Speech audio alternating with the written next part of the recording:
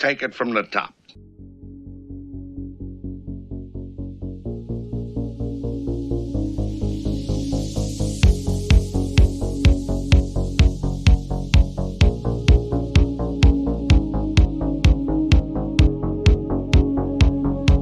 This is the Lowdown Sports Show. Give me the lowdown. With Drew.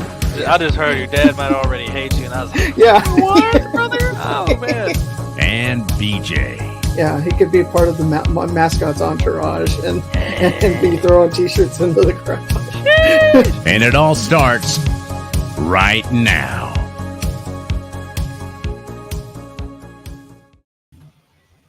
All right, welcome into another episode of the Lowdown Sports Show.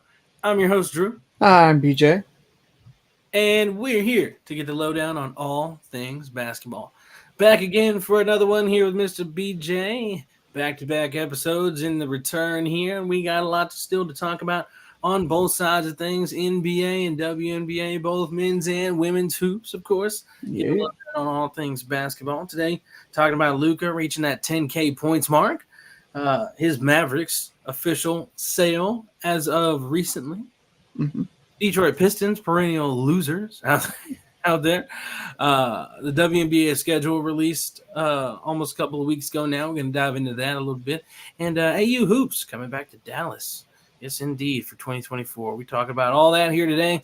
Before we get into it, though, we want to give shouts out to our partners, TeePublic, Fanatics, and SeatGeek. SeatGeek is a ticket app that takes the confusion out of buying tickets. Use promo code THELOWDOWN. That's all caps for $20 off your first order. This show is presented by STATHEAD, and BJ has a stat of the episode for today.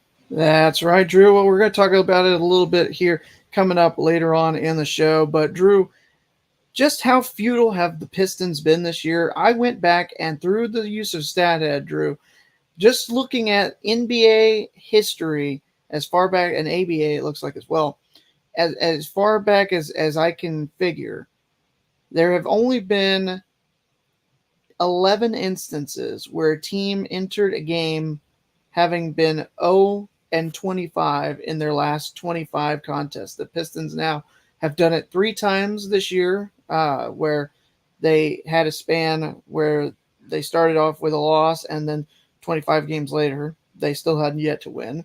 The 2014-2015 76ers, who have the record for, or held the record for most by a team in any length of time, going through the span of a couple seasons there, they have also, looks like they've got 6 entries here on this list where they were 0-25 in a 25-game span. Oof. And then the 2010 Cavaliers were 0-25 twice, as they went from December the 20th of 2010 to February the 9th without a win in that span as well. So only 3 different teams have accomplished such a historic streak in the worst way possible that you don't want to have. But this Piston squad, they are closing in on what would be just a most dubious of honors to have as a team. And that's your stat of the episode. That is the stat of the episode, Drew. Oh, man. It's a stinker. It's a stinker of a stat. Not the stat itself. I want to give thanks to StatHead for helping us to sort that out. But the teams that we're talking about, oh, man, they are reeking like yesterday's garbage, man. Get that out of there. Put it on the curb. Big stinkers. And before we get into those stinkers and everything else, make sure you guys follow us on social media at @the_lowdown. That's THA_lowdown on all the socials out there, your favorites, Threads, Instagram, X, Facebook, TikTok, Twitch, and YouTube. All those places find us at @the_lowdown. Let's get on into things here. I guess since we were talking about the stinkers, we can kick off talking about those stinkers. Detroit Pistons, BJ, historic losers, as those who are keeping up with the league very well would know. Mm-hmm. And these guys have lost 27 straight games, BJ. That's right, Drew. Drew. Straight games. It's so bad, Drew, that there are MLB teams. Now, there's only 2 of them, but there are MLB teams that have a more recent win than the Detroit Pistons. And basically, Yeah, Texas Rangers have won 3, which is more than the Pistons have all season. And the Arizona Diamondbacks still have a more recent win. Their only win in the World Series is more recent than the last time that the Pistons won a basketball game. I mean, I saw this stat, Drew, and this boggled my mind. It's completely true, but it just doesn't seem possible. John Morant missed the first 25 games of the year, and he has more wins since he returned than the Pistons have all year. Yep. That's just completely mind-boggling. My high school basketball team that I'm calling for has got more wins than the Detroit Pistons do. Well, the one Nice as many, as a matter of fact. I was going to say the one that I will be calling for doesn't, but gosh, 27 straight losses, BJ. It was confirmed with a 118-112 loss to the Nets earlier this week. And you can't imagine that many losing games in a row. Oh, you can. It's I know it's right before our eyes. I know. I get it. It just happened, but it's hard to wrap your head around that you can lose that many times in a row with no dubs. They were 2-1 at one point, Drew. They were 2-1 at the start of the season. They have not won since. If they were tanking, this is just a ridiculous way to go about it. But I see, you talk about normally like a team that's very inconsistent might look like a Christmas tree in terms of their win-loss record, with a lot of green and red and everything like that all interspersed. Well, this is a Christmas tree that has killed a bunch of people because it is just all red, all kinds of shades of red, and it has been killing for a long time. You just look at how many teams have gotten to put the knife a little bit further into the Pistons' rotting body. It's just remarkable. And it doesn't look like it's going to stop anytime soon, Drew. You look at what's coming up still to play here before the next time they could potentially win a game. You've got at Boston that's supposed to be tipping off here in about an hour or so. So by the time that this goes live to the normal day of podcast listeners, this streak might have been extended by yet another game. They host Toronto on Saturday the 30th. They're at Houston to start 2024. They're at Utah. They're at Golden State. Ooh, Utah might be the winnable one. Maybe. Well, see, No. That you could think you could make that argument, but if they don't get it done there, they're at Golden State. They're at Denver. They host Sacramento, and then the second night of a back-to-back, both at home. Wemby and the Spurs come to town. They've got the talent. Okay, that's a chance. They've got the talent that they could hang with San Antonio. San Antonio's definitely got the talent to win that game. But Drew, we're looking at 3 at least. If we're going to say that they're not going to beat Boston, Toronto, Houston, you said their next winnable game is potentially at Utah. If they don't get that done, that's another 2 or 3 more before they play San Antonio. Jeez. And if they can't get through that, it's a long season. Hosting the Rockets, at Washington, Minnesota, 2 versus Milwaukee, Charlotte, Washington, Oklahoma City, at Cleveland. That takes us to the end of January. There maybe Charlotte, maybe Washington. I don't know. I truly don't. They got to figure something out. Monty and company have to figure something out. Otherwise, this may be the worst season in NBA history. We legitimately could be talking about this as one of the worst teams in NBA history if things don't get righted sooner than later. Sell the team. Sell the team. That's what I heard. The team. They might as well, man. They're on such a historically bad pace right now. Mm-hmm. And they may not even get double-digit wins on the season if this bad play continues at the rate that it is. And BJ, this is only going to be the second time in franchise history that they've gotten less than 20 wins in a season, which they're not likely to get to the 20-win mark. Yeah, they got to get 18 more, which is more than all that they had last season. So, go ahead. And right now, they're by far one of the worst Piston teams in their franchise's history. And I'm talking about by the numbers as well. Like this offensive rating for this team, BJ, last year's Pistons team was -4 in relative offensive rating. This year's Pistons team, -7. Ugh. The next closest Piston team besides that is the one that went 23-59 that was -6 in that department. Every other nowhere is near that bad, but 7 is bad. They've got, and right now they're one of the worst defensive teams. They've had a slightly worse defensive rating before, but they're a hair away from being the worst on both ends of the floor in franchise history. Yeah, and not just that, but you look at just some NBA numbers here. The worst winning percentage of all time in a single season was put up by the 2011-12 Bobcats, who had 7 wins in 66 games. Obviously, that was the shortened season because of the lockout. But the most losses in a season, the 72-73 Sixers lost 73 times. Right now, Drew, I mean, this is a historically bad pace that you're looking at. If they fail to win 7 more games over the span of the rest of the season, that's a new record. That all they need, if they can win somehow 7 more times, they'll avoid it. I don't know that they do though.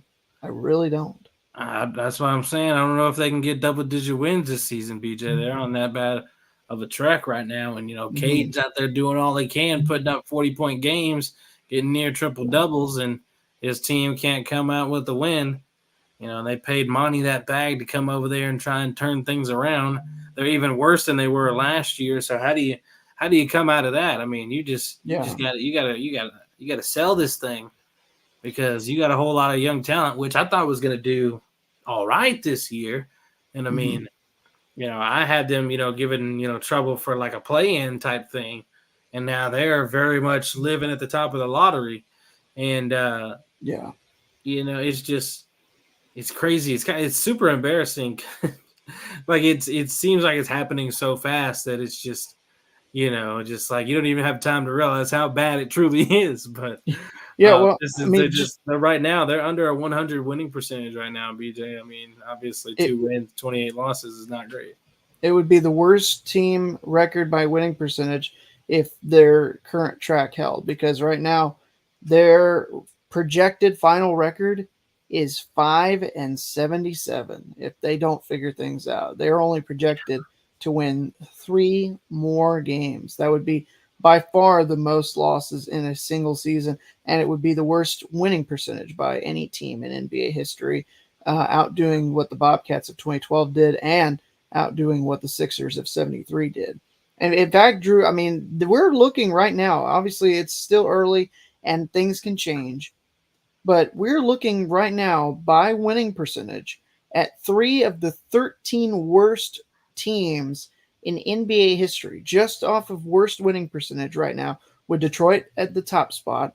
The Spurs right now at 4-25 are just below the 93 Mavericks and the 98 Nuggets, who were both 11-71 in the 7th spot.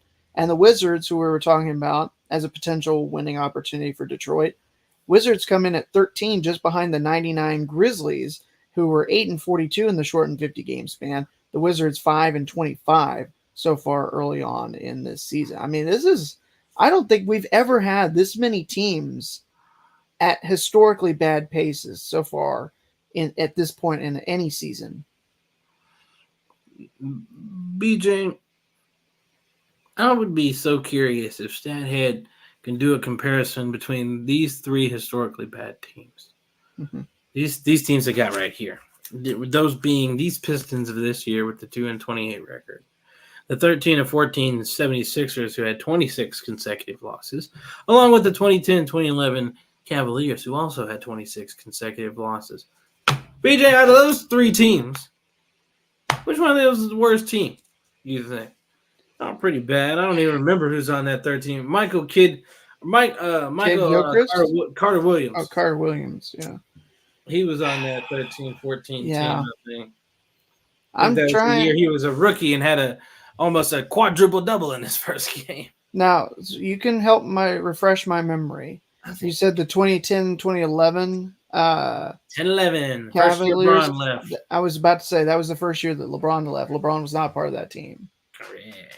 So as talentless as they were without LeBron in Cleveland, I still feel like they were better than either of the other two. So I think it comes down to this Pistons team or the 76ers in 2013-14. And let me see if I can get that roster back up. Yeah, I don't have a comparison tool that could simulate like a hypothetical head-to-head, at least with StatHead.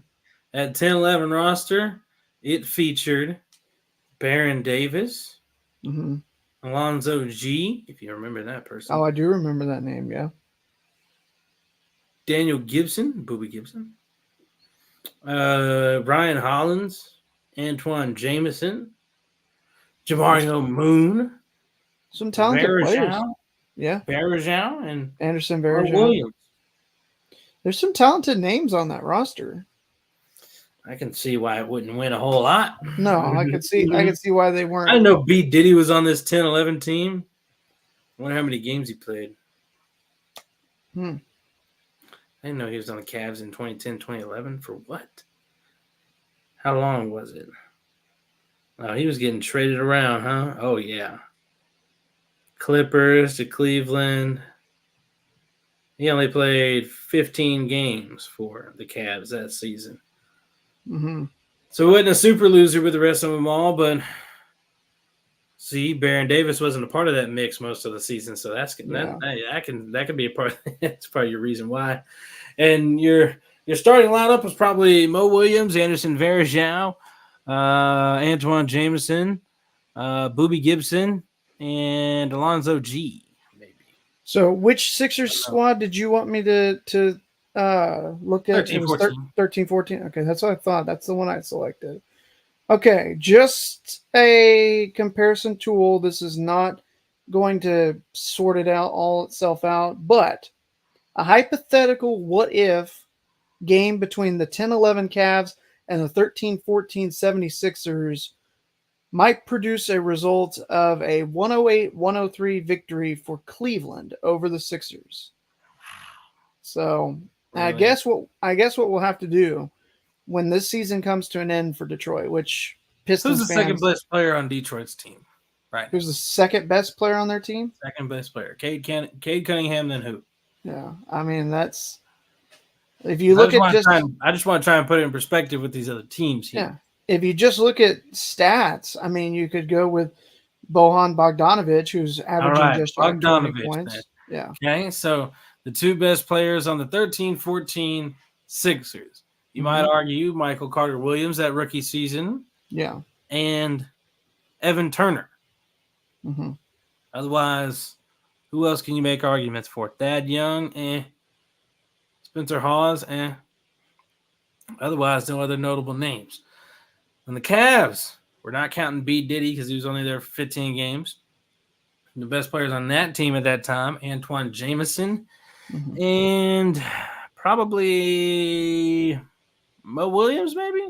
Yeah, I think so. Yeah, probably Mo. So just like think about that. It's hard to think like Pistons led by Cade and Bogdanovic. Worse than those beat teams, those, right? By the 10-11 Cavs. But hey, these guys are super bad, and it's gonna be funny if they get a 30-piece string.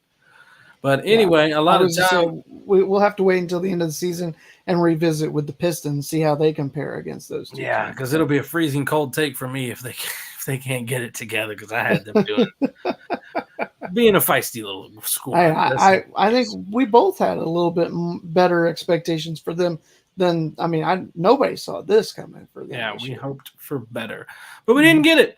But someone that did get something, Mark Cuban, he got a sale of his Dallas Mavericks team. He finally got the sale official. Beam did a great partnership with the sale of the controlling interest of the Mavericks to the families who run the Vegas Sands Casino, a deal that will allow Cuban to run his franchise's basketball operations still. We talked about these folks before, but obviously now the deal is finally done between, the Adelson and the Dumont families, and long-term plans to build a new stadium or a new resort. new facility with a casino and Mhm. resort attached up to it, which I think will be super dope. But my question is just where I think maybe we already talked about where could they put There, it. there has been suspicions I've seen out there. There's been talks about Irving. I'm not a fan of that, man. No, But the thing is, I mean, nothing can really be built anyway until we get legal gambling in this state. But no, man, I don't think they should leave Dallas, frankly, just no, so that they. I mean, if they can find another spot within Dallas, that would be fantastic. Just because, and this is only if this this goes through. franchise has ideas to move into said place once Mavericks move out. It'd Mhm. be ideal to have the Wings and the Mavericks in the same city, like actually be in Dallas, Yeah, instead of Wings out of Arlington, and then it'd be Mavs of Irving, and then yeah, it's the Rangers of Arlington. yeah. You Well, know, my thought was like there's some space southwest of immediate downtown that that could in theory be utilized for that. Obviously, I don't know exactly what it would take, and it's not my place to speculate on how all that would come together. But I'll that take would them also, if you move it south and west of downtown, that also might allow the Wings to move there as well, and have both teams in the same arena sharing. right, and I think wait, sharing. Well, both in the same arena, not sharing, but when the Wings will play there during the WNBA season, and the Mavs would play in the NBA season. Oh, you're talking about moving them in the. Oh, no. Well, I wasn't actually thinking about that. I think it would be a little bit more convenient so they had their own venues. Mm. Um, So like Separate the Mavs. Wings move to the AAC, and the Mavs Yes, get the okay. Wings move into the AAC and take that over. People are already familiar with the place. The parking Yeah, situation, so fans could just, what? Hey, we're familiar with it. We know how to get to the there, parking. We know how to get inside. Let's go in there. there's more public transit options available at the AAC than there is in Arlington. Yep. So And you don't have to be borrowing, a college gym anymore. I mean, CPC is nice, but mhm. it'd be good to have your own venue. It just depends on, if they want to move, which I don't know if they want to. It'd probably be a lot cheaper for them to stay where they are and Yeah, just keep rocking it at the College Park Center. But I think it would be a lot better to go ahead and move into that new building or into the AACs, provided it's, good enough to be moved into. Obviously, Cuban and them wanting to move out, but yeah. um, maybe they can do enough to make it sustainable, or it's a good enough place for them to move into. I don't know. I just would like the teams to be in the same city. That's kind of a selfish thing on my part, but anyway, with these guys, I'm excited to see what that casino and things would look like, or how long it would take to make all that happen. The purchase is a valuation of in excess of $4 billion for Cha-ching. that stake within this franchise, and I love what Cuban said. He said nothing's really changed except my bank account. yeah, Yeah, that's an yeah, understatement. yeah. He'll maintain 27% stake in the Mavericks and serve as the team's alternate governor. He acknowledged that there's no contractual language, his quote, in the purchase agreement regarding his authority over basketball ops, and that ultimately Dumont would have final say as the team's governor. So what if they turn heel on him? Like, okay, we want to start handling basketball operations. Has he thought about that? Because it says, what was that key word I found in there? I mean, obviously, no contractual language. Mm-hmm. Man, I thought I saw expecting. Yeah, I was thinking of something else. Dumont would have the final say. Yeah, but I mean, hopefully things stay cool between them as far as all that goes. Nobody tries to get power hungry and want to Well, I mean, do whatever. at the end of the day, even if they were to, Drew, they'd still have to buy him out. He'd still be getting more money They could. to give up his stake and not have a hand in any decisions with the team. Like I truly believe that this was only just so that he could focus solely on running what you see out on the court. All the business side of things is going to be handled elsewhere. I mean, he's finally, I think, kind of at that point where he's winding down on all of his business, ventures and everything like that, stepping away from Shark Tank, not being, the day-to-day, having to deal with all the headaches that come with the business side of the league and being an NBA governor. I think that's more power to him, and now he gets to just focus on his one true love of trying to be basically in charge of putting together a championship winning roster. And he said he would be as, quote, active as he needs to be in lobbying to get gambling legalized in the state. So he'll have the time on his hands a little bit now, handle a little basketball. And then in the meantime, hey, Mr. Biden, we need that gambling legal over in Texas. We got to build a new Mavericks stadium. So do it, buddy. I was to say it's got to be something at the state level. So my first thought when he announced that he was selling was that he was considering running for governor so that he could help get that changed. But I don't know. I think he said that he's not interested in politics at this time, but that doesn't mean that in the future it won't change. Yeah, choice language at this time. Yeah, 2026 is the next time that there will be an opening that he can run for governor. So yeah, and Mark Cuban, he's using his language carefully. I mean, at this time, that could mean anything to anyone. We don't know what it means to Mark Cuban. At this time, could literally mean right at this second, and then he'd wake up the next day and have the interest. So he could. Only Cuban knows truly what he means by that. Only Cuban knows. Only Cuban knows. We do know that they're trying to get us a new place for the Mavericks to call home and start hooping and put us a little casino and resort within that thing. I bet you we're going to see. I'm willing to say that the first year that we get new said venue, whenever that is, 2028, whatever, whenever that finally gets here, that the moment that is boom and the Mavericks will be playing there the next year, that is the year that we'll be hosting the All-Star game there. We'll host the All-Star game there. It's first year in Dallas, in the DFW. I bet you. So the first year of the new arena? Yes, the moment that it's got its projected date, and NBA likes to get things a few 2 or 3 years out and let you know that this is going in and blah blah blah blah blah. Yeah. The moment there's a set date and there's more than likely no chance that it doesn't get done by then. Mavericks will be playing basketball for the 2028-2029 season. And then Talking Sands Resort or whatnot. Yeah. Right, and league comes out the 2029 NBA All-Star game. And I don't know, they're announcing this at the 2026 All-Star game. The 2029 All-Star game will be at the new Dallas Mavericks venue at what was it? Adelman and Sands Casino and Resorts Stadium, whatever. Yeah. I mean, I think we knew that the All-Star game this year was going to be in Indianapolis 2 or 3 years ago. I think we knew about the time they were hosting the Cleveland one, if I'm not mistaken. Yeah, the NBA is good with it, and they have things set up 2 or 3 years out. W's still working on that. Yeah. But yeah, that's what we're looking at. And also, Mr. Luka Doncic became the 6th youngest and 7th fastest to score 10,000 points for his Dallas Mavericks recently. BJ, and this man did it on Christmas. Yeah.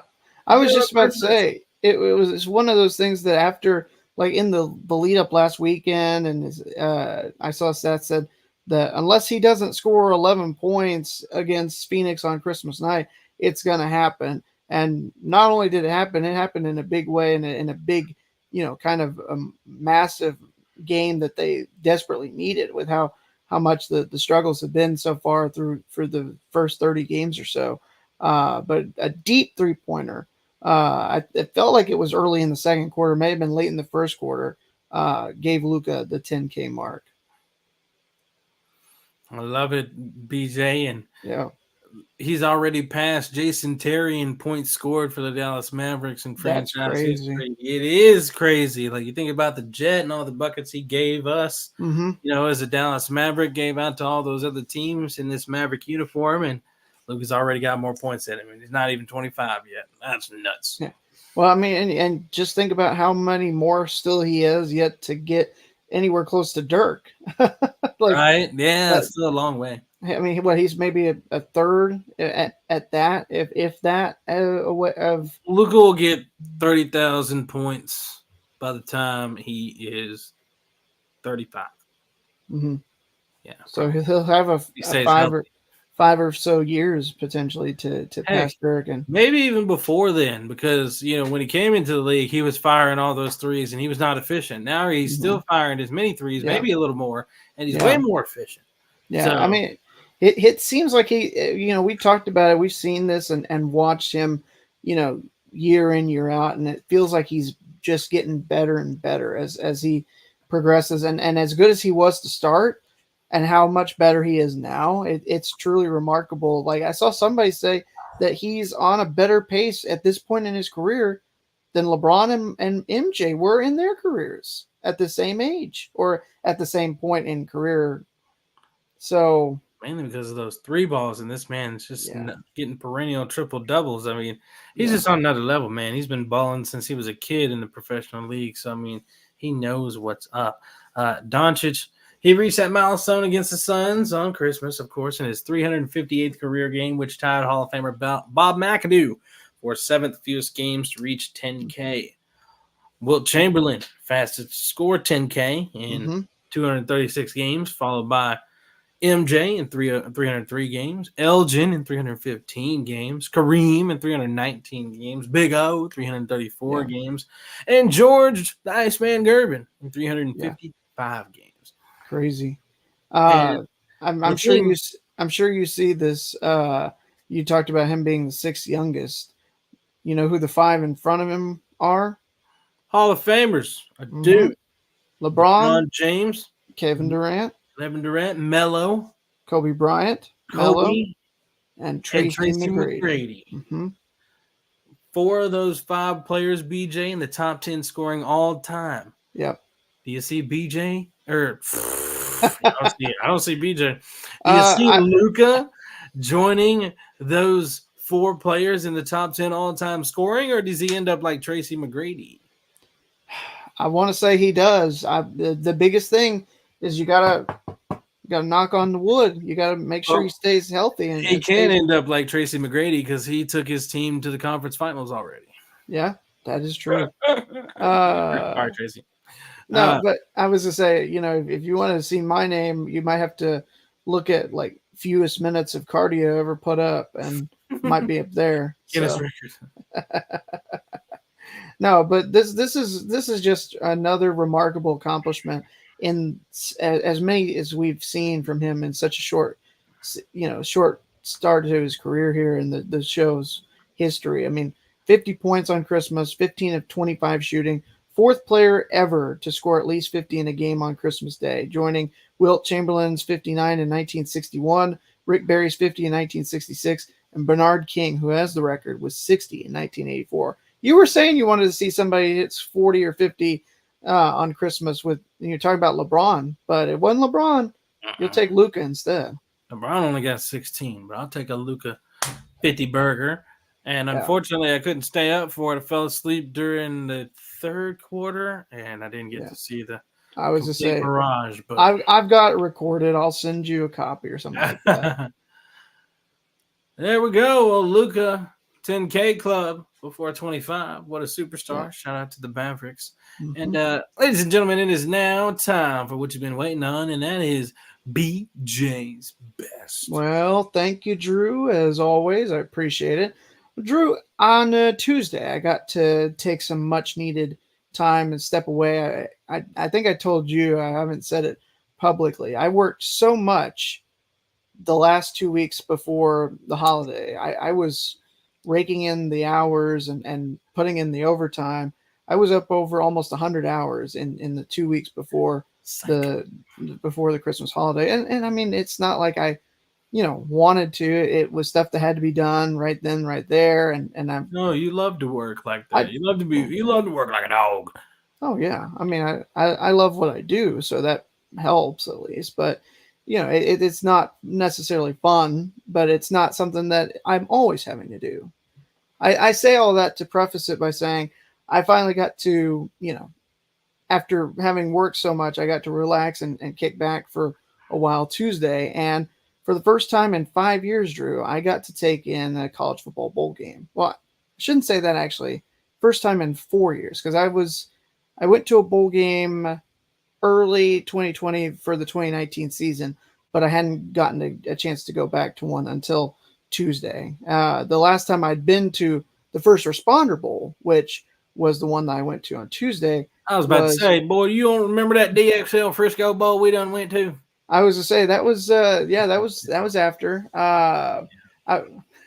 We had a couple Frisco Bowls. We had the FCS Natties as well. I did.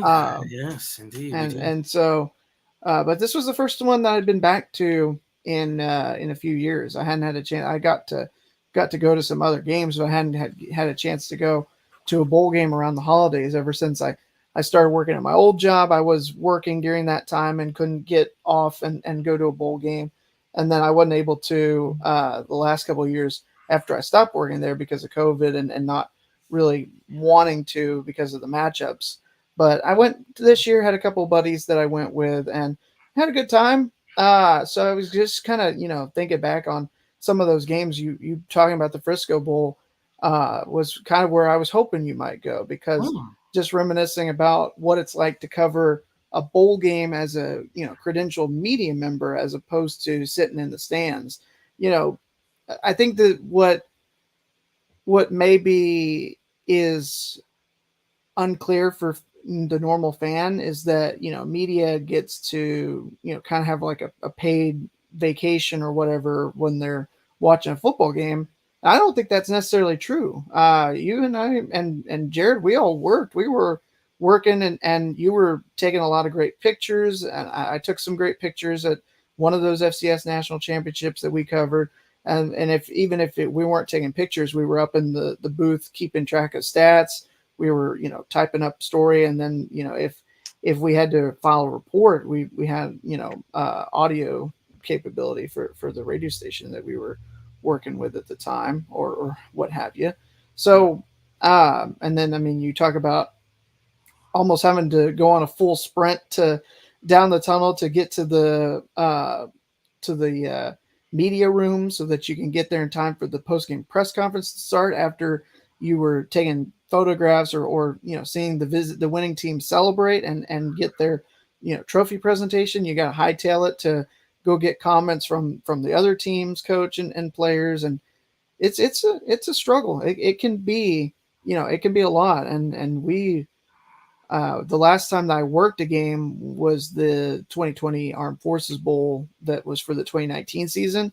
And I had worked the night before, basically like an overnight shift, and was on an all night, kind of kick. So I may have gotten like a 30-minute nap on the way over to the Armed Forces Bowl. And I was working again after such a short time.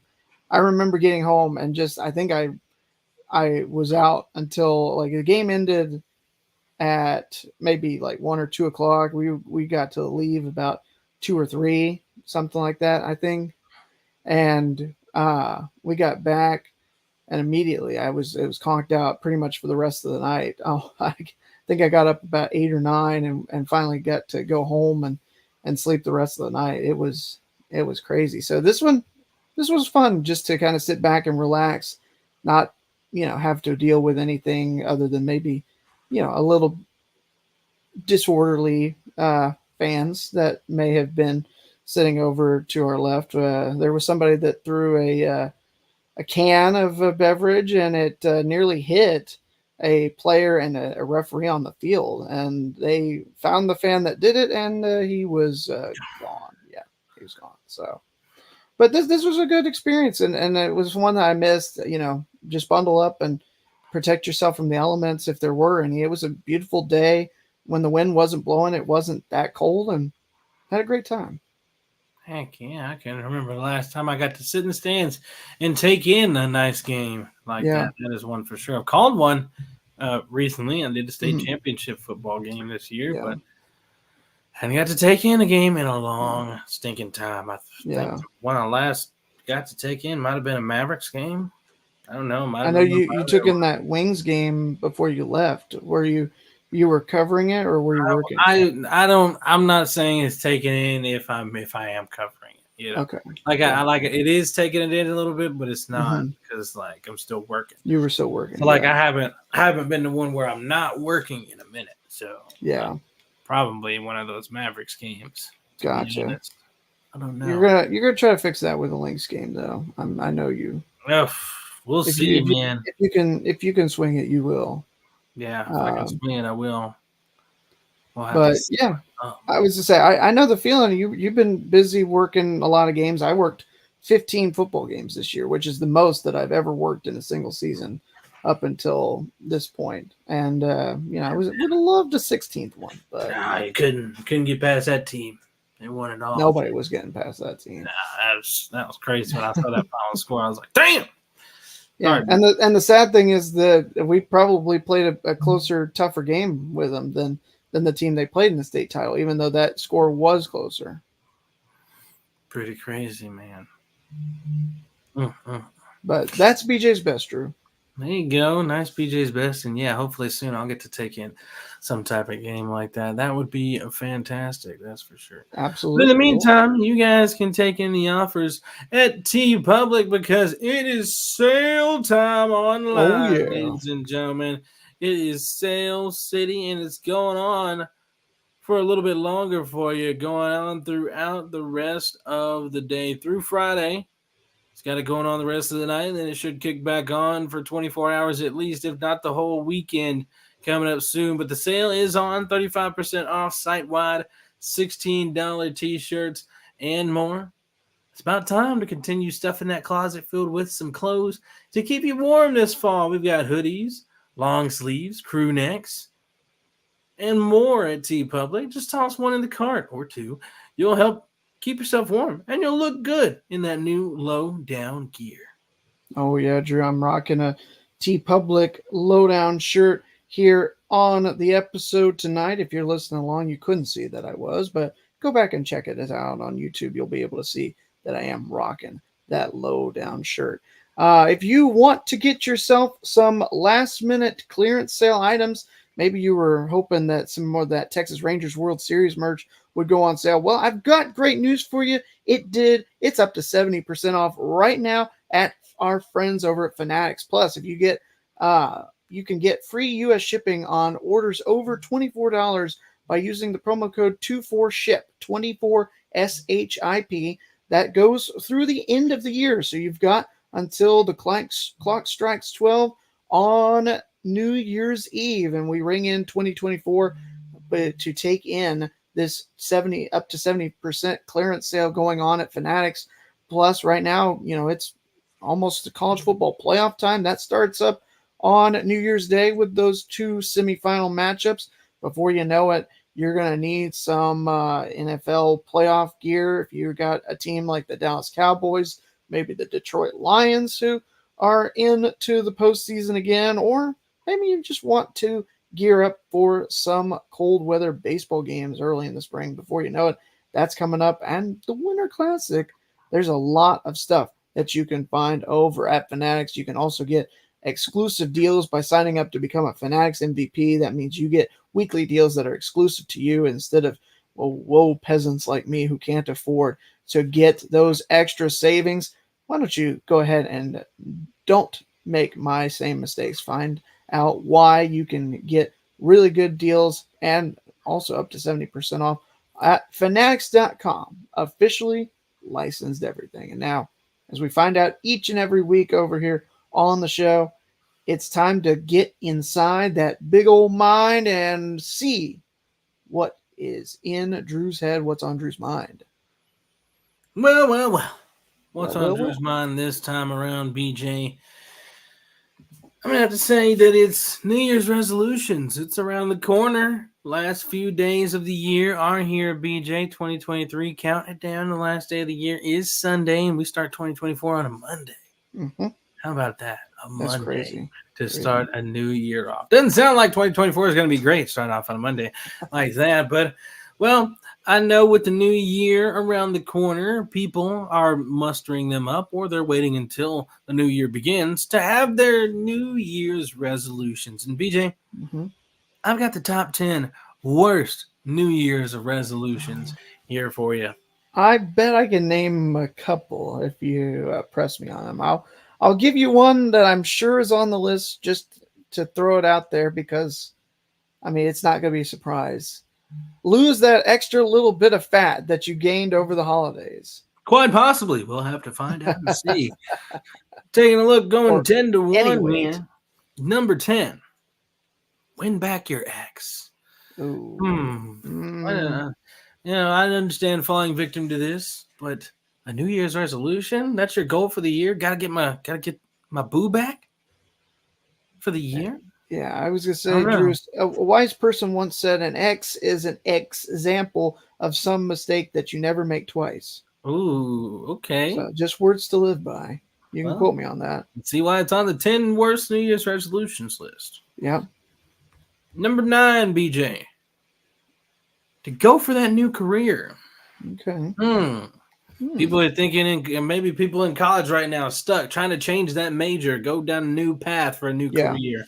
Or you're literally out there in the world, you have a degree, can't get that job in your degree, and decide to go down a totally new career path. And that's what you plan to do in 2024. I don't know about that. It's not easy. Trust me. I mean, I majored in something else. I'm doing a totally different career path than my major. Yeah. It's a hard road. I don't advise it. Definitely is. Not a New Year's resolution thing that you need to be tagging on for your 2024 year. True. Let me ask you, as opposed to New Year's resolution, if you were looking to change careers before the start of the new year, is that allowed? Is that okay? I don't know. I don't make the rules. Okay. All right. You didn't write the article, so I did not. I did not.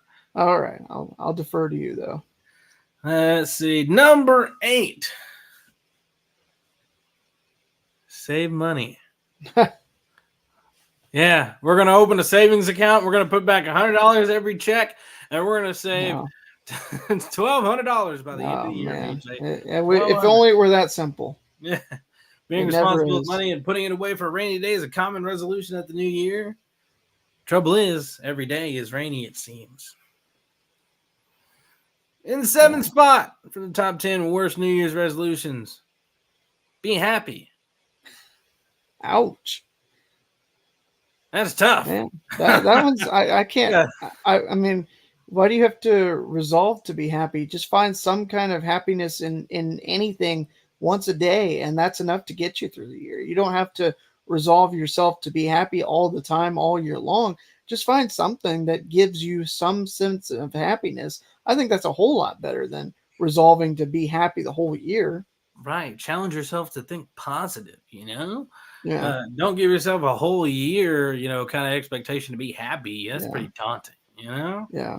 Just don't be like Eeyore, but you don't have to be, like overly optimistic or anything like that. So yeah, don't be a fool. Don't be a fool. In the 6th spot, New Year's resolution, get organized. Okay. Yeah. Right. Yeah. You're going to get a planner. You're going to stick to your planner all year. Okay. You're going to make sure you write all the things down you need to, that grocery list, put that stuff in your Google Calendar. You got that meeting. You're going to forget that alarm. You're really tired coming in late from a game, BJ. You got work in 3 hours. You fell asleep the moment you touched your bed. You forgot to hit that alarm. Well, you're not getting organized this year, are you? No. The same old BJ forgetting to turn on that alarm. Missing work. Hey, you're fired. I was going to say Tuesday. I actually did have that happen. I did turn my alarm on, but I must have turned it off in my sleep or subconsciously. It stuff happens, unfortunately. No, that literally happened to me earlier this week too. On Tuesday, first day back. I think it's one of those things.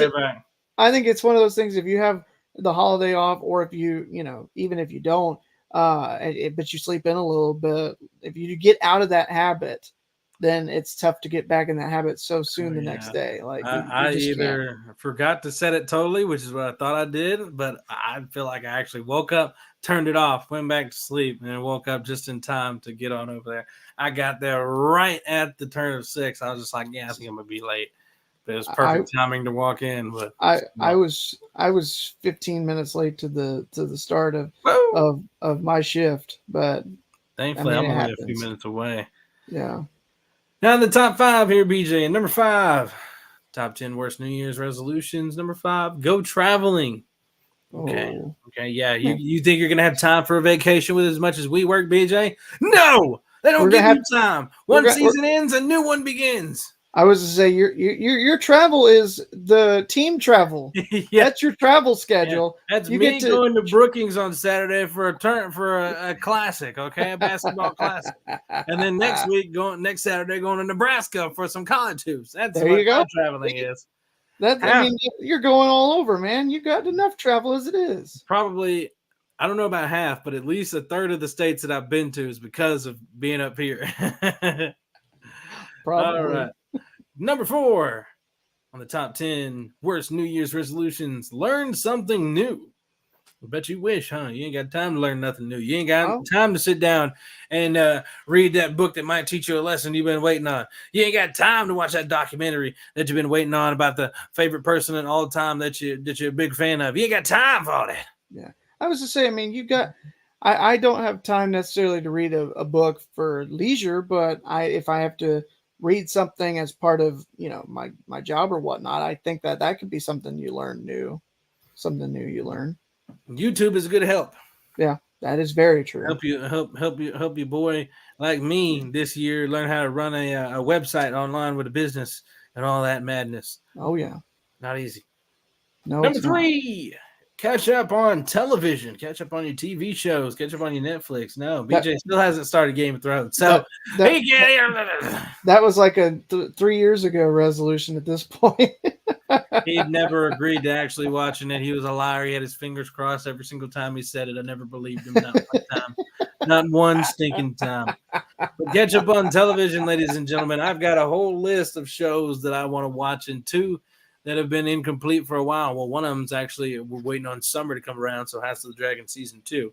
But like Fear the Walking Dead, I got some seasons left on that. I just haven't been able to hop back in it and get back to it. The 100 got some seasons left in that. Haven't hopped back into it. I have debated more whether to rewatch shows that I've already watched instead of finishing those shows. So I've been on the struggle bus lately in that department of the TV thing. That's and it's not healthy to have so much TV consumption, right? Like that shouldn't be a resolution, is to watch more TV. Right. Number 2. Join the gym, BJ. Join the gym. Get swole, lose that weight. The only thing Get in shape. I thought that was number 1. I can't wait to see what's going to top that. That is one of the most overused and like if you were a gym member, thankfully I'm not, because I respect people that have more drive and desire than I do to lift weights and be swole like Drew over there and keep himself in check. If you're a gym member, the worst time that you could go is the first 2 weeks of the year. You just go and do your normal like jogging or whatnot around your neighborhood, keep your exercise up in that way. By the time you get to, mid-January, 3rd week at the latest, everybody that made that resolution's already gone. You're fine. You got the whole rest of the year back to yourself at normal. Yeah. And the worst time to be at the gym is like between 3 and 5, because that's when moms and stuff have picked up their kids, dropped them off. Dad's at home. They're going to come to the gym now for a couple hours or whatever. Yeah. It's the most packed time that I have found going to the gym. So absolutely. Going to the gym. Top 10 worst New Year's resolution, sitting at number 2. Now, number 1, BJ, go on a diet. Hand in hand with going to the gym, go on a diet too. Why don't you? Go on a diet. Eat healthier for the new year. I'm going to start meal prepping. Every night I'm going to whip up chicken and veggies and rice for the entire week and stick it in the fridge. And I'm eating that every single day of the week. No. First of all, that ish is boring.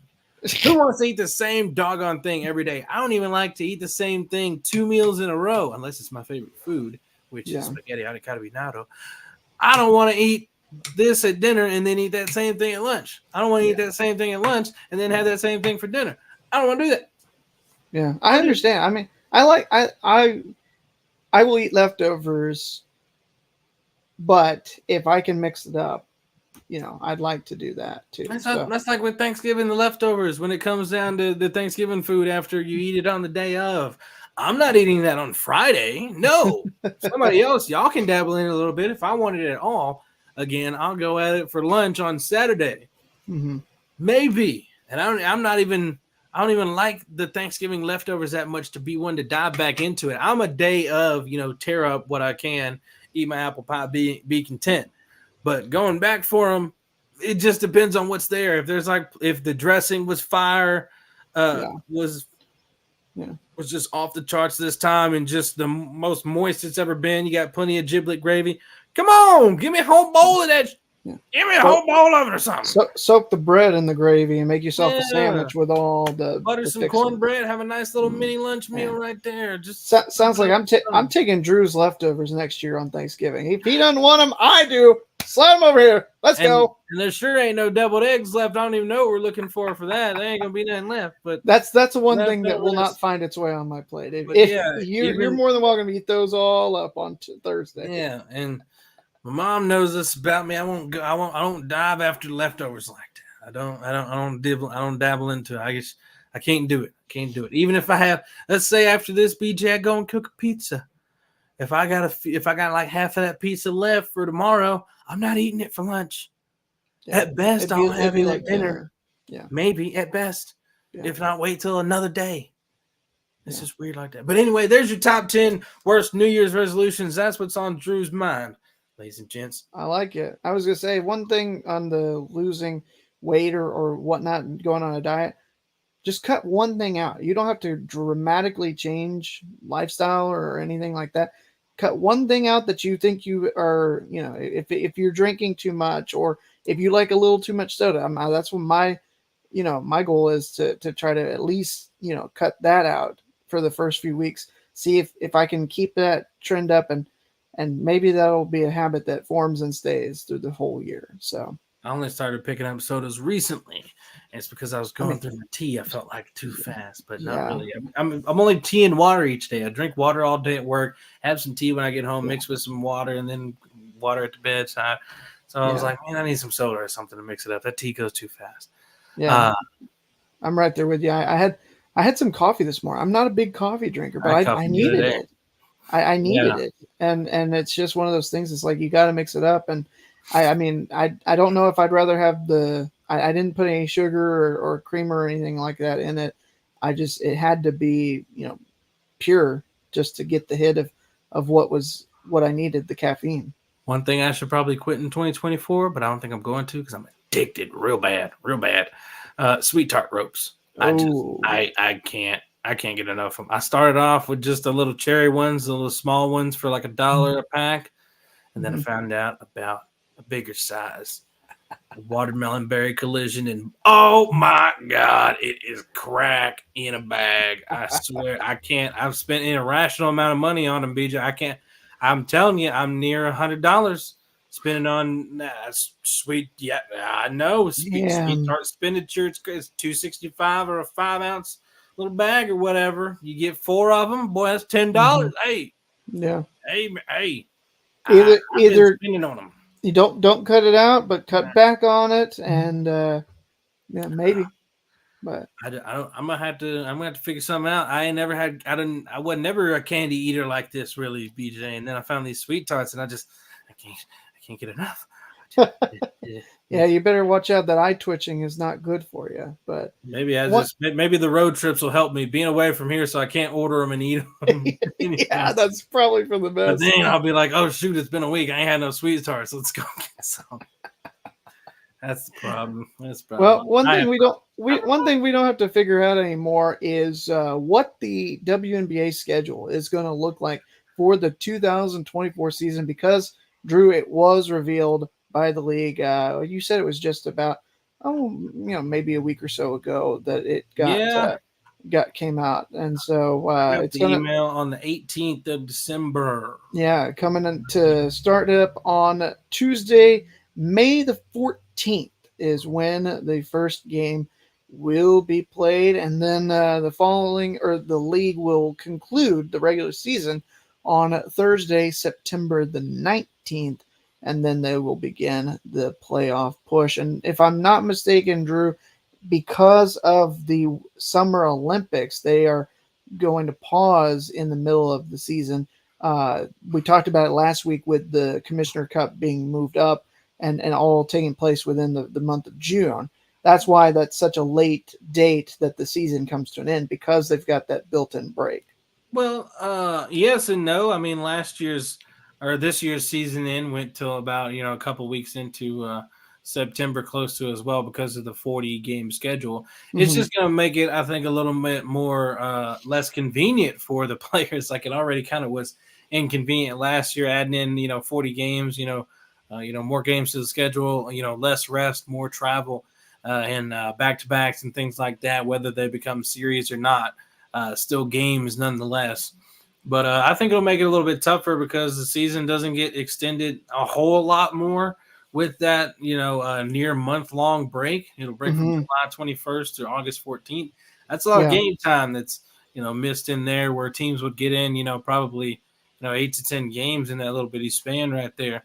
Yeah. So it's just going to be pushed back, and some things are going to be tight. Maybe, I don't know when looking through the entirety of the schedule where it's replaced at, or moved around to. But yeah, that break is almost a month long, a few weeks, and then everybody's gone off to the Paris Olympics for that. So it goes from the season, you take the break for the All-Star, which is Saturday, July 20th, and then the day after is the Olympic break. So you get the first half, maybe, closer to 2/3 of the season before the All-Star break. Then you get the Olympic break. And when they return on August the 15th, the action will go on for another month or so, 4 or 5 weeks, because it concludes on September the 19th. Yeah. And it'll be interesting. And we'll see how things go with the players and things like that, because it kind of that'll be a pivotal point for that Olympic break for players who could be injured at that time to come on back and rejoin their teams for playoff pushes. They'll have a month to get in rhythm before playoffs would begin for their squad. So, if any players are having ailments, that's when folks will be sitting if they're not going to Paris. Yeah. But yeah, 20th All-Star game in league history on that Saturday before they take off at Footprint Center in Phoenix. But let's take a look at this opening week of games. BJ got some good ones, provided these teams are healthy. The first one of the first games on tap, New York and Washington. If everybody's healthy for that, that will be a fun start off to the season there. That is for sure. Yeah, and that is the first game of any. It looks like, because the next one up on that first game, Tuesday, May 14th, it doesn't start until 8 o'clock. So you've got New York, Washington all alone in that span for an hour. Then you get Indiana at Connecticut, also on opening night, followed by the two late windows, or the two games in the late window, I should say, with Phoenix at Vegas and Minnesota at Seattle. That's just on opening night itself. Some of the times are a little bit confusing. Yeah, so it says Eastern time is 7 for New York, Washington, 8 o'clock for Indiana, Connecticut, and then Phoenix, Vegas, and Minnesota, Seattle is 10 o'clock Eastern, but 7 o'clock local time. So 7 Vegas and 7 Seattle. It's that team's, that location's local time. I was like, that ain't my local time. Like Chicago at Dallas is the first game for the Wings. They get to open the season at home on Wednesday. Right. And that's Central time compared to the Eastern. Correct. So it's 8 Eastern, 7 o'clock local. Yep. But yeah, good matchups on that first day, BJ. I mean, New York and Washington to kick things off. I mean, what better way than those powerhouse teams to bring things off? And the reigning MVP will be in that game. And then you got the high-powered Indiana squad that'll likely be drafted, a Caitlin Clark to add to their squad, and in that next matchup against Connecticut, and Alyssa Thomas and company, with Bree Jones returning to join that team. So that could be good as well. Oh, the Battle of the Bigs will be nice in that one. Bree Jones versus Aaliyah Boston, and there's something to watch. Alyssa Smith mixed in there as well. Something to watch in all these games for sure. Yeah, and then Phoenix and Vegas, DT coming back healthy, I presume, and BG, and then the defending champs in Vegas. We don't know where Skylar Diggins-Smith will be at this moment, but it won't be Phoenix, so she'll have a different team, and with Indiana getting the number 1 pick, it may not be Indiana, and that could have been a nice fit. I think we talked about that before. And then Minnesota and Seattle. We don't know what Minnesota's going to look like for next year, but they were a team that started off terrible and ended up making the playoffs. Yeah. So we'll see what they get in this offseason and add in the draft, and what Seattle's going to look like as they have their full-out rebuild going into year 2. Yeah. And then, of course, on the second day, Chicago and Dallas, as you mentioned, and then Atlanta, LA. Good matchups on the first couple of days, and then everything shuffles around for everybody else. After those first 2 days, that's everybody playing, and then everybody gets game 2s starting on Thursday. Yeah. And BJ, additionally, WNBA team's going to start negotiating with free agents here in a few weeks from Sunday, January 21st, and they'll be able to sign in early February on the 1st, on a Thursday. February 1st, they'll be able to sign with teams that day. So we are so close to a lot of W free agency news and buzz. So in the next few weeks, and some of that, which I won't be around for, but I'll be out in the buzz passing it along if I get it. You can be like, per Drew, even though he's not here right now, the Dallas Wings have signed blah, blah, blah, or intend to sign blah, blah, blah, or have traded the blah, blah, blah picks. Yeah, it's amazing how close we are, because it felt like, it feels still, to me at least, like the season just ended a couple weeks ago. But obviously, that's not the case. Just how fast time has seemingly slipped away. Tell me about it. Everything's going by so fast. We're almost around to another Athletes Unlimited basketball season, BJ. Right. They're coming on back to Dallas, Texas for another season. And they've got some notable names and a lot of players that we are familiar with that are going to be coming back from last year, notables, including Tiffany Mitchell. Or, excuse me, wrong person. That's a new one. I was on the wrong list. Sydney Colson and Kirsten Bell, Alicia Gray, Lexi Brown.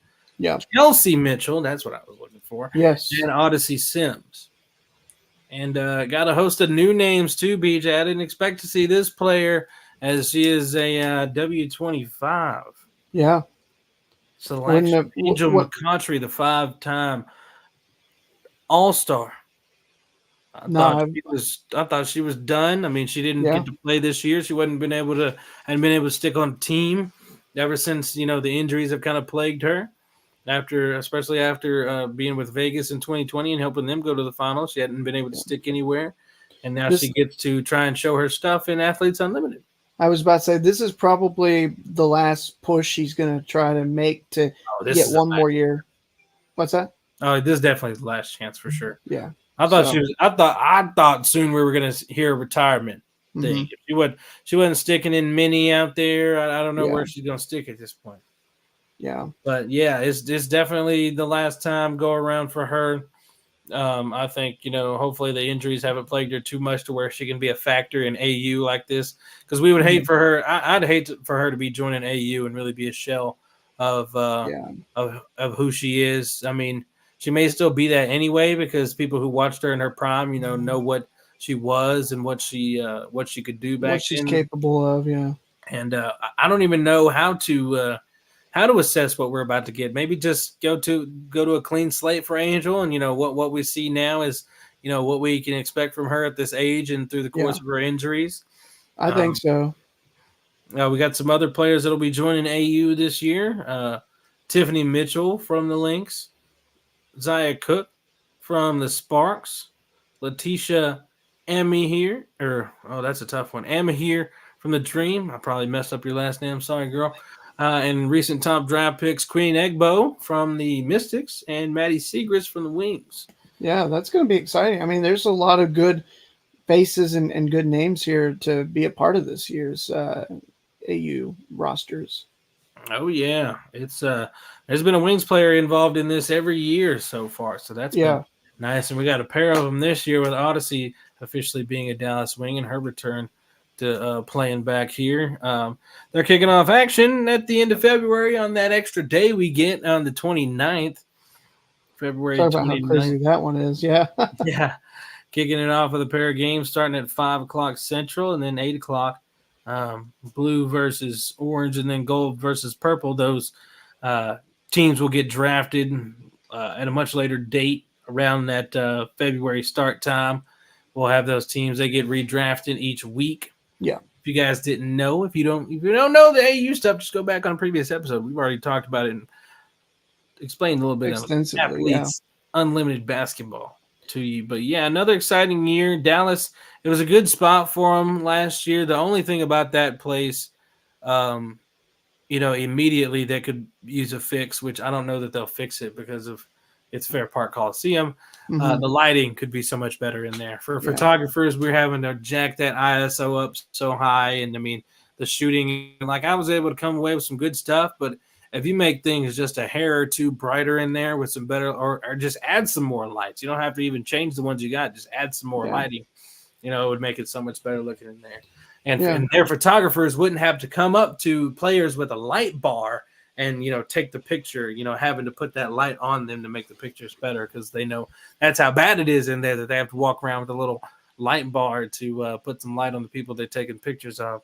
Does it look that dark on the broadcast? It doesn't feel like it does, but that it's hard to tell in gyms, with the lighting situation, like for what would be bad for me and like what is okay to view for y'all. So like even watching online, it looks fine for the most part for the viewer, but for the photographer, it's nowhere near bright enough in there, not enough light. It's hard to get some good pictures without some fragmentation in your photos. But I mean, sometimes you can find a spot where you can turn it down a little bit, or players at a decent enough distance to where you can turn it down and get some quick shots off, but it's not always the case. So I mean, like fast break opportunities going up for layups were a struggle, like to get those with good lighting with. So that's the only thing about Fair Park Coliseum.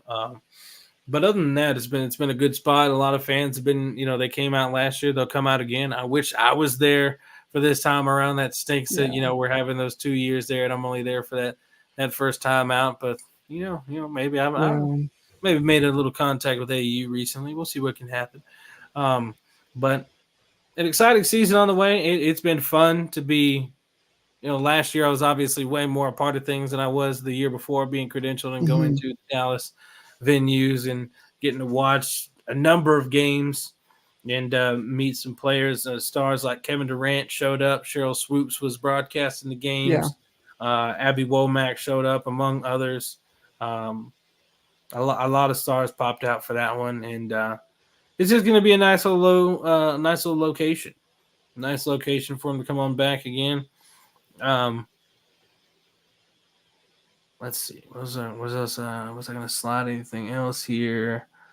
Oh, other player. There was a couple of other names I wanted to mention that'll be hopping in here. Avina Westbrook will be returning again for Athletes Unlimited. Her and Destiny Walker, and Taya Cooper will be playing in AU. Remember Taya Cooper from the Sparks?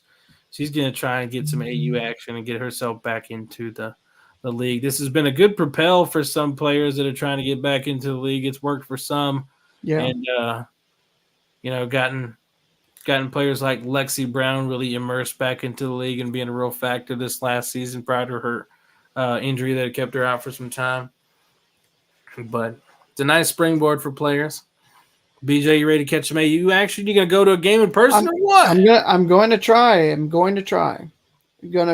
need to make sure with my schedule and everything like that I'm going to have this year, that I'm going to have the ability to get over there. Better make your way on over there, BJ. They sign autographs and everything, BJ. I know. They're real interactive, and I mean, you know how the W is in general, and at these AU games, you can have legends like Angel there to be able to sign something. Players like Leash, former Dallas wing, if you want her to sign something right there for you. I mean, you got Maddie out there, Odyssey, and gotta get on out there, BJ. Absolutely. Like I said, I'm going to try. Count on it. All right, buddy. Right, guys, and now you can count on this. It's time for some With It or Quit It to round out this episode. BJ's got 5 questions for me. That's right, Drew. And you might find that one of the things that we talked about will be rearing into this With It or Quit It. But yes, I think the Pistons will lose 30 straight games. Not necessarily. Anyway, we'll find out what that might be. We're going to start With It or Quit It here in just a moment, as soon as Drew says he's ready. Like SpongeBob said, I'm ready. All right, we can start question number 1. And for my man, Drew, you're talking about New Year's resolutions. I didn't even know that you were going to talk about it. Okay. But you are going to try to make multiple smaller resolutions for yourself that are more attainable as opposed to that one big resolution that you're not going to be able to accomplish. We were talking about the mistakes that you want to avoid with your resolutions. You want to go with some smaller goals that are more obtainable as opposed to a bigger goal that might not be as attainable. With it or quit it? Yeah, with it. I haven't thought about one in specific yet, but now that you got me thinking about it, it's like, okay, yeah, I'd probably rather try this rather than that. Like, I'm not going to say that I'm going to stop eating sweet tarts in 2024. Be something, but be a little bit more realistic. How about a little bit more positive in 2024? We can do that. So, yeah, with it. All right, awesome. Well, let's go ahead and switch gears. We're talking question number 2. And Drew, it was just a couple days ago. We had Christmas, and I saw that the numbers came out, and the NBA Christmas games were not the most viewed item on TV that day. That does tend to happen with the NFL. They somehow always seem to suck up the oxygen. With it or quit it, Drew, that the NBA should be worried that the NFL is getting more viewers during what's always been known as their traditional slate of Christmas Day games. With it, once again, they should be worried because the NFL knows exactly what they're doing, trying to steal Christmas straight up from the NBA, knowing good and well that people have been watching football all season long already and are addicted to their football. And it is playoff fantasy football season. Everyone who is not normally watching probably every single game who is in the playoffs, they're all watching all the games. All the games. I even found myself navigating over to some NFL football during the Christmas holiday games to watch some of that game action go on. I got teams on the line. It was a Monday, the last day of that playoff week to make it into the championship that we're in today. Yeah, it's a big week, semifinal week of of course people were. Yes, the NBA should be worried. Not only on a general basis that you have competition because the NFL's competition to worry about in general, but it's fantasy season as well. Right in the smack dab middle of playoffs, they throw some NFL football on your Christmas Day. You can't win that. I mean, you're in fantasy basketball season, but you're not in the playoffs. Yeah. And that's the difference there. It's a playoff season for fantasy and football lovers out there. So the NFL or the NBA is going to have to say, Roger, please get the bleep off my Christmas Day, because that's the only thing you can do. You can't do anything else. You added the in-season tournament. That's done before Christmas.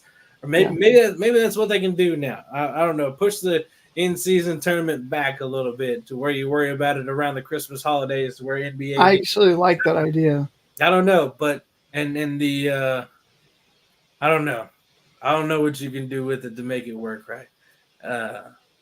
I like that idea, though. I like that. They got to do something because it's a huge problem, man. If they have to keep the in-season tournament, that might actually be a pretty good solution to try to get more viewers and have your cake and eat it too. I like that idea. And a Christmas court for an NBA in-season tournament championship or something. We were talking about wanting to bring back the jerseys. That would be perfect. Bring a court and some jerseys in for that. Well, the only thing about trying to mix that in is like, how do you still do NBA Christmas games? Because if you do the championship game on Christmas Day, that's only one game. Yeah. And the only way it would work to have a whole lot of games on Christmas Day, which is usually filled with 5 games spread out throughout the day. Yeah. That's got to be like the semifinal round of the in-season tournament where you get 4 games in. Then it would just have to change to 5 to 4 games to make something like that work. And then just post Christmas we get the championship of this in-season tournament. Oh yeah, I don't know. You know what? No, I'm not. I think that the best way to do it is you bring back like the third place game. So you have the third place game, you have the champion. So like you go, maybe you do like start off with like the 7 versus 8, 5 versus 6, and then you have third place game championship as that prime time marquee matchup. So you're watching hoops all day and you're deciding 1 through 8 in the order that they're going to finish for the in-season tournament standings on Christmas Day. That's about the best way you could do it and have your 4 games as opposed to 5. So Yeah. anyway, make a short story long. All right, Drew, we're going on to question number 3. Drew, couple of road losses back to back for your Dallas Cowboys. Disappointing, but there was a team not too long ago that had to go on the road in the playoffs, and they went out and won the whole darn thing. Is it something that the Cowboys could do as well, Drew? With it or quit it? Cowboys are going to make a Rangers-type run on the road to a Super Bowl title. Well, BJ, if you were going for all with it's here, you just messed up right here. No, I was actually going for the alternative. Ain't no way the Faker Cowboys are pulling off a road run to the Super Bowl. Absolutely not. Well, just because it's the most unlikely thing, and that seems like it would be the most unscripted thing. Now, if you said home run, home field advantage throughout the playoffs, then okay, you might get me thinking a little bit there. We're pretty good at home. Yeah. Might have a realistic path, but away, you gotta get some help from Arizona or the Giants while you went out, which is possible. Not necessarily gonna happen though. Quit it. All right. Well, that's fair. That's fair. I was actually going for all quit it's but I knew it wasn't likely. I actually was going for all quit it's, but he was going for it. We're going for number 4 right now is what we're doing, Drew. And we were talking about New Year's resolutions. Well, Drew, you're going to try a new tradition to celebrate the arrival of 2024 as opposed to what you've done on other New Year's Eves of past. With it or quit it? Say that again? I'm bringing it in new? Hold on, my fault. So you have you're going to try a new tradition to ring in the new year. Yeah. So I don't know what you normally do on New Year's Eve or anything like that. I don't have new this year. I don't have a consistent tradition, and I don't even remember what I did last year, frankly. Maybe not a good sign. It'll probably there's a chance it ends up being the same thing. I don't know. New tradition. I would say no, because it'll probably end up being something that I have done at some point before. Already, even if it's not last year, the last few years. I'm gonna just say quit it. We'll go quit it on this one too. Fair. I was gonna say last year I did some good old drinking. Celebrated a TCU victory over Michigan, and Reagan 2023 in style. But that's not happening this year. So nope. All right. Anyway, last but not least, Drew, number 5. All right, we're sticking with college football, Drew. Texas is going to prove that week 2 was not a fluke. They're going to beat both Washington and Alabama, and they're going to be the national champions of the 2023 season. With it or quit it? You just why would you put that bad luck mojo on me? What's going on, bro? Oh, man. See, I told you I was trying to go for all quit it's here.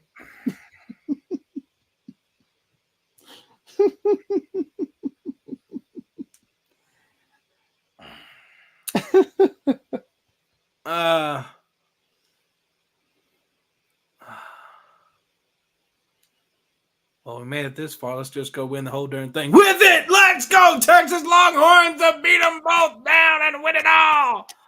First time in the CFP playoff, and we're going to win it all. Well, that backfired. You were usually so much reserved that you're like, I can't do it. Anything Cowboys, as you see a couple of questions ago, I went the other way, like, oh no, us? No, we can't do that. But Longhorns, 2 games away. Don't have to worry about Georgia this year. We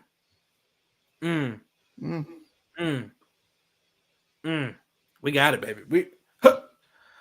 Texas is back. No, I didn't say that. I'm sorry. Oh no.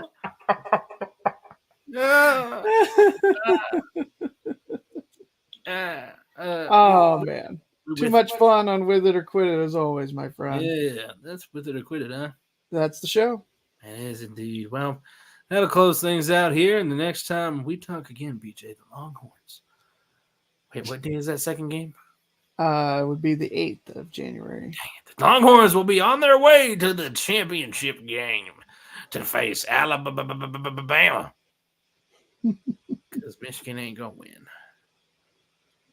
Well, we definitely know that one way or the other, whether it's that or not, it will be 2024 the next time that we are here doing a show together. This is the last one of 2023. Last time we're speaking to you in 2023, guys. We're recording on another here Thursday, rounding out this here year. Man, it's going by so fast. I couldn't even tell you what the first episode of the 2023 year was for us, BJ. Can you remember? I'd have to go back and look. I cannot recall offhand. Let's see. Well, let's see if we can get to it real quick. Let's see.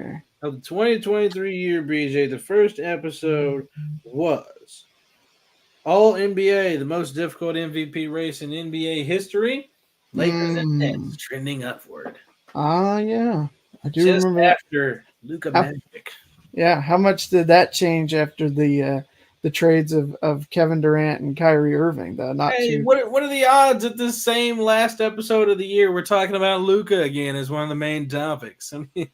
I mean 50 on Christmas after the 60-point performance he had last year and winning that crazy game against the Knicks. Something about Luka at the end of the year. He's just on one, man. What a freak of nature. Love him. Glad he's my point. Glad he's my franchise player. Anyway, guys, that's going to round out things here for today. Make sure you follow us wherever you get your podcast. You go over there, you rate and review the show. You can review on both Apple and you can only review on Apple. You can rate on both Apple and Spotify. Go over there and do that for us. Hit the 5 stars over on Apple and Spotify and leave us a nice review. Let us know how we're doing and what you think about the show. Also, make sure you like, comment, and subscribe for you guys checking out this video on YouTube. We need the likes over here, guys. Need that to get some more love towards these videos on YouTube. Get some more exposure out here for you boys here at the Lowdown. And make sure you're subscribed always to know when we're going live, of course. And leave us some comments in here. Talk to us about the show that we had here today. We'll go back and check the comments, and we will respond to you. We sure can do that. And we've got a new episode coming next week once again. Make sure you're staying in tune for it. Follow us on all those social medias we told you about earlier in the episode at _Lowdown, THA_Lowdown on all those socials. And BJ, we got anything to add before we head out of here? Hey, don't forget, closing very quickly. You only got a few more days to hop in on the giveaway. We are going to be closing that one at the strike of midnight, New Year's Day. So it's coming to an end. At the end of the year, you will have lost your chance to be a part of our giveaway. Want to make sure you are subscribed to the channel and following us on X in order to be eligible to join. Yes, indeed. And BJ will get that information out to you as the time winds down on that giveaway. But in the meantime, ladies and gentlemen, we'll catch you next week for another episode of the Lowdown Sports Show. See you then.